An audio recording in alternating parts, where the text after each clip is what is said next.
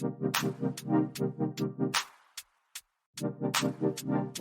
going on, everybody, and welcome to the Other Side of the Firewall podcast, where we talk about the latest and greatest of cybersecurity news, as well as we highlight those movers and shakers and glass ceiling breakers, those people of color who've made it to the other side of the proverbial firewall. My name is Ryan Williams. As always, I'm joined by Shan Tynes. What's up? What's going on? And Daniel Acevedo. How's it going, guys? What's going on? So, unfortunately, Chris wasn't able to make it this week. However, I think we have a good slate of topics, and well, we should be fine. We'll be fine without you, Chris. How about that? No, so as you can hear, I also sound like I have I'm getting over something, right? I have a head cold or something. But definitely continue to tune in throughout the week. So Monday, Tuesday, our topics. Wednesday, discussion. Thursdays, Ask CISSP. And then Fridays, everything else, movies, books, games, all that good stuff. But without further ado, I give it to Shannon. All right, everybody. So this article also comes from darkreading.com, written by Tara Seals. And the title of this one is AI Chatbots Ditch Guardrails After Deceptive Delight Cocktail. So I hate to say I told you so. No, let me stop lying. I don't hate to say I told you so, but I'm telling y'all, like, AI is going to get us, all right? This is how it happens. This is how that Tell me how you really feel. Tell me how you really feel. If you got it in for Warren, I got it in for AI. Like, but no. So, like, in all seriousness, though, right? Like, this is just how this can happen, right? So, like, AI is no different from what we've had to deal with in the past. In a sense of, there are vulnerabilities that need to be looked after, that need to be looked at, right? So, what they're talking about here is doing prompt injections, right? And this has come up before. We've talked about doing prompt injections in AI and how it can give you bad results, give you undesired results, things you're not really looking for, right?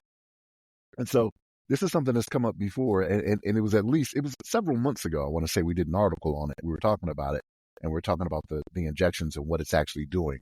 And the description they gave for this, right, it's kind of like, this was kind of funny when I read it, and I was like, man, it makes sense. It's like a parent that gets tired of, like, not disciplining their child, but that gets tired of saying no, right? So, like, you give it something, right, and then you say, okay, forget that and do this, right? And as many times as it does it correctly and doesn't give you the bad information, eventually as a parent, you just get tired of it, right? Like, I've done it myself, right? Where my kids, if they keep asking, I'm just like, oh, fine. You know what I mean? Like, this is what it is. AI is kind of the same way in what it's doing, in addition to guardrails, right? So this prompt injection, like I said, it could lead to different things, right? So, like, it's, when I reference, like, in cybersecurity and IT, we've been dealing with this for a while, right? Like, it's the equivalent of like cross-site scripting, you know what I mean, and stuff we've done before AI, right? It performed. Let me not say it performed. 65% of the time, I think, was the success rate. I think it was. Let me verify this in the article. I think it was 65%. It was, yeah, 65%. Yeah.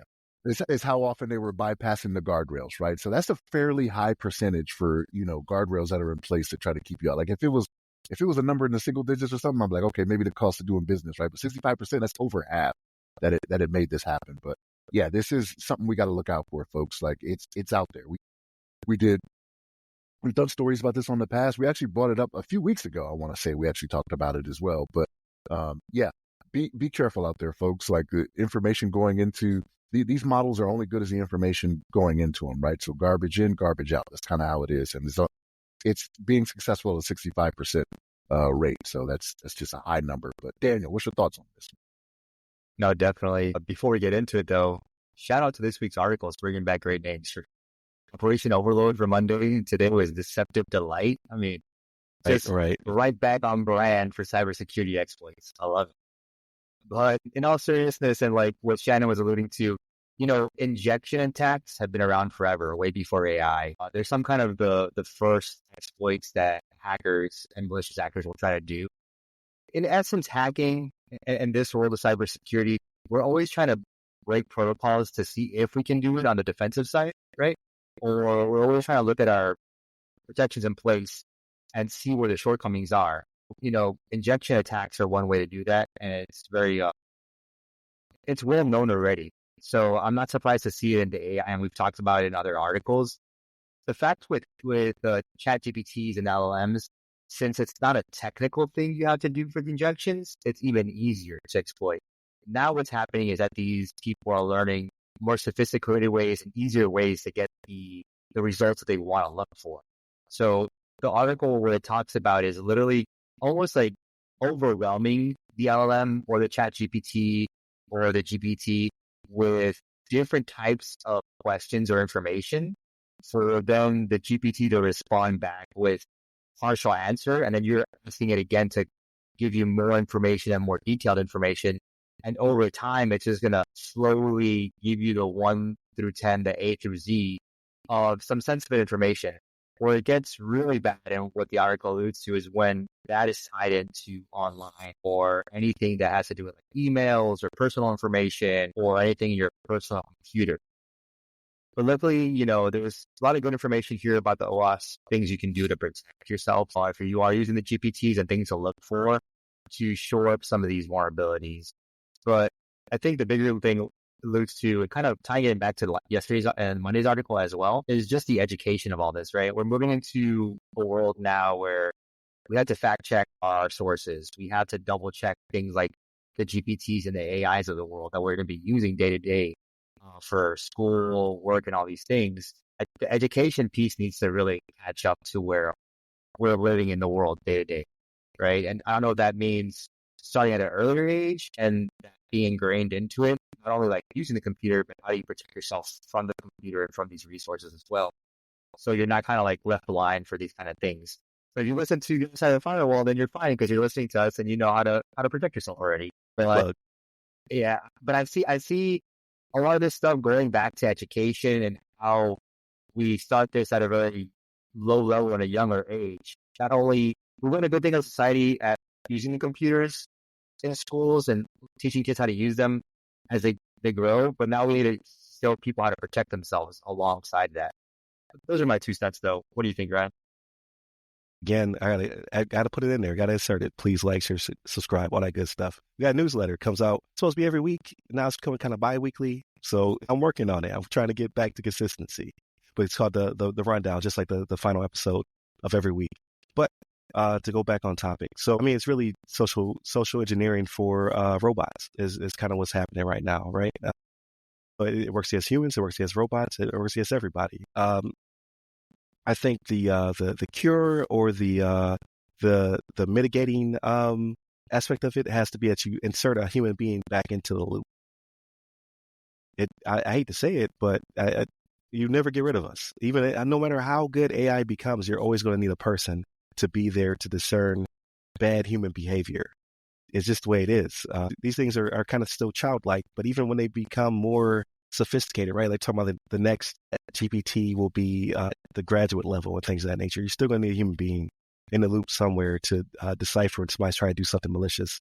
Google used it back in, I think it was like 2014, 2015. I was in it with a project.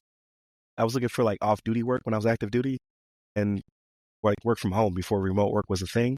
So Google had this thing where you could be part of a team, and what it would be was they would give you search results, but for your local area. So it's like this term or this phrase can mean something different to anyone depending upon where they're located. So they would send it to a team locally to decipher, like, okay, does this make sense for your area?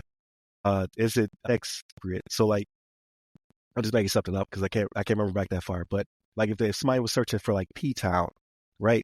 What does that mean in your area? But oh, well, Pocosin is right next door, so maybe they're searching for something to do with Pocosin, as opposed to some other place like Philadelphia or what have you, Punxsutawney, where Punxsutawney Phil is from, right? Pennsylvania. So it made it so that way it would be able to make sure that the person searching within your area was searching for something that was context, there you go, sensitive, your area, your demographic, or locality. So you still needed people because even though the algorithm is strong, it could not decipher across every single locality if this made sense. You're going to need something like that for ChatGPT and all the other LMMs at some point as well, because it's context sensitive. Like, what does that mean for you or your area? What are they searching for? Like, even culturally, the way words are used, right? Like, they're used differently between different cultures. You're always going to need a person for that. It's just the way it is. So I think that'll be the cure, but we'll see. So with all that being said, please continue to like, share, subscribe, all that good stuff. Hit up all the websites that go by our name. Give me a personally. I'm at RY Security Guy. That's RY Security Guy. You can find me on all the platforms, but specifically LinkedIn. And where can they find you, Daniel? On LinkedIn, under my name, Daniel Acevedo. There it is. Stay safe. Stay secure.